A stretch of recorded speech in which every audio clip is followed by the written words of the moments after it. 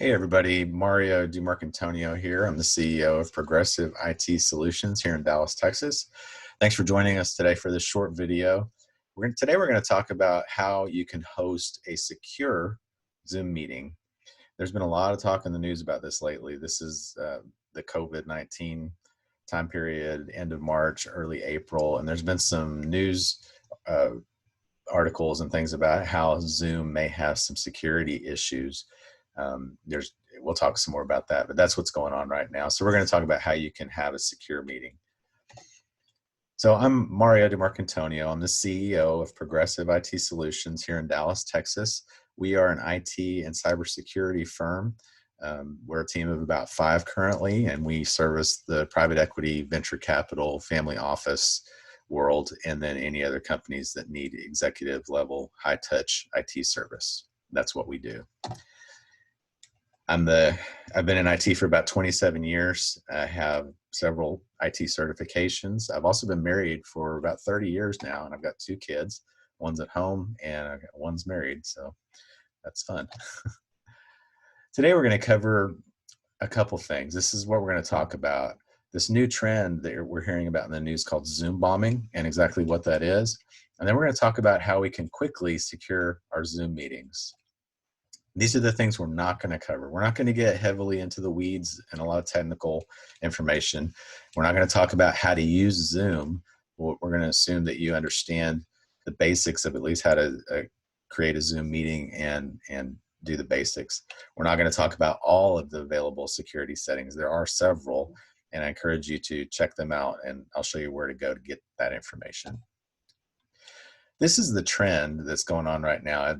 It's called Zoom bombing, and all it really is people who you have not invited to your meeting showing up in your meeting and doing or saying things that they shouldn't.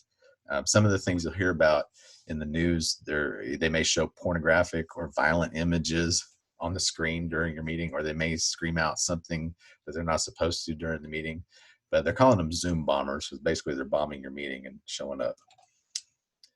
So let's talk about some Zoom meeting security and some things you can do. And we're going to talk about these different settings that you can go in and tweak. These are very simple.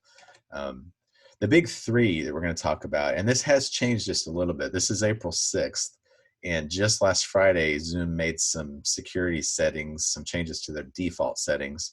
So some of this is taken care of already, but we're going to cover them anyway, and I'm going to show you some other things. The first thing we're going to talk about is your personal meeting ID.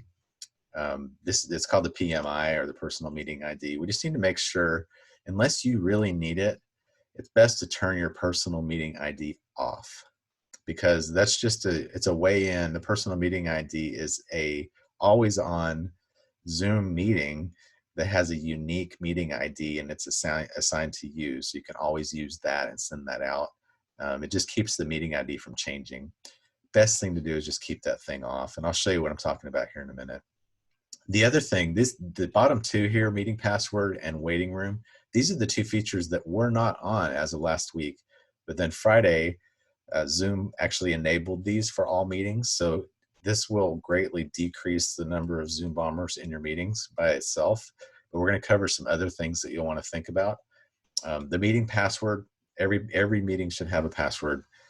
And the waiting room is a feature that essentially it's just like you go to a club or you go to a restaurant, you have a reservation, and then you have to wait just for a little bit before you get in. That's what the waiting room does. So if you're invited to the meeting, or if you're not invited to the meeting, excuse me, then the host has the opportunity to then look in the waiting room and see you waiting and either admit you or not admit you. And I'll show you where that setting is. Those 2 things, the password and the waiting room, really are going to help a lot. So let me share my screen and take you through a little demo. Give me just a second. So this is my account. And if you log into zoom.us, you have to have an account, a Zoom account. They are free. If you don't need to host a meeting over 40 minutes, you can get a free account. Each has its limitations. So if you do the paid account, you can host longer meetings and have more attendees. That's basically the difference. So under settings, under your account, you'll notice there's a lot going on here. And I encourage you to go through these, because there are some really good settings And some of mine are turned on that may not be turned on, or vice versa on your account. This is the one that you'll want to think about here. So I have my personal meeting ID turned off because I don't really like to use it. Oh, excuse me, I'm sorry. I do have it on, but this is actually the setting I wanted to show you. Use personal meeting ID when scheduling a meeting. I have that turned off, and what that does is it creates a random meeting ID every single time I create a new meeting. So it's never the same. And that's what you want. You want a unique meeting ID, because if that thing's changing all the time, people are not going to be able to get it easily. And that's what you want. So turn that option off so that you're not using your personal meeting ID when you're scheduling a meeting. The other thing is require a password when scheduling new meetings. This is the thing that just got turned on by default. It didn't used to be on. You had to go in here and it was optional. And I think that's what a lot of the problem was. People were creating these meetings, sending them out. There's no password, and all you got to do is click to get in, and everybody could come in if you had that meeting ID information. So that's not a good thing. So make those two changes, and let me show you this other thing down here at the bottom. It's called waiting room, and it's under the advanced settings. You scroll way down here under waiting room. This used to be off. By default, the waiting room was not on. So turn that on and then choose this option here. So you don't want all participants that you've invited to go into the waiting room. You just want guests who are not invited. And if you hover over here, this tells you who a guest is. They're not in your organization. And they haven't been specifically invited. So you want uninvited guests to go into the waiting room. And then after they're in the waiting room, while you're in your meeting, you just click on the participants section and using the host controls, and you'll see there's some people waiting in the waiting room. And I think Zoom even prompts you if somebody's waiting there. So you can see and just allow the people you want to be there. So those are the basic settings. Those are the big three that you want to know about. But let me show you some others as well. We'll just talk about them briefly.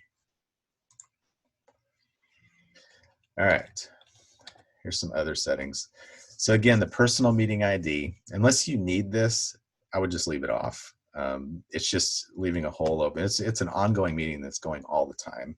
And it's much better just to have a random meeting ID. The other thing you'll want to think about doing is locking the meeting. So you have this option, if you really need a secure meeting, even if somebody was invited, once it's started and you're hosting the meeting, you can go down and just lock the meeting. And nobody can get in, even if they have an invite and they were originally intended to be there. If they're not in when you start, you can lock it and it'll just lock everybody out. That's a very secure meeting.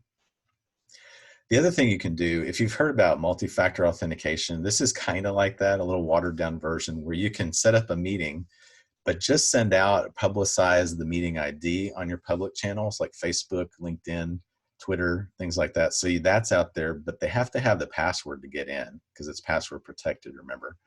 Then you can send that password to just who you want through text or direct message, depending on what app you're using. And this creates an additional layer of security. You can publicize a meeting, but you don't have to give the password to everybody.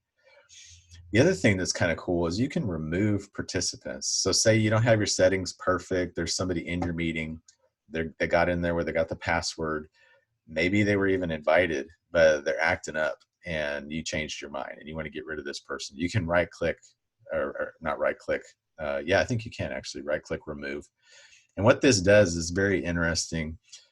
They can never get back in that same meeting ID after you do that, unless you go and change a different setting. But by default, if you remove somebody, they can't get back into that meeting ID. So the thing to keep in mind here is just remove the people you really want removed from that meeting ID. Otherwise, they'll have trouble joining again, because sometimes we reuse meeting IDs. You may have a set meeting that's always the same. It's always the same meeting ID. Just be careful about who you remove. The other settings related to screen sharing and muting, those are just things you can do to control your meeting a little better, to say who can show stuff on the screen, who can share their screens, who can talk. You can disable or enable mute when people join the meeting. That's always good with the big group, so there's not a lot of chatter going on. That can get really chaotic in Zoom. You can also choose an option that allows them to unmute themselves or not.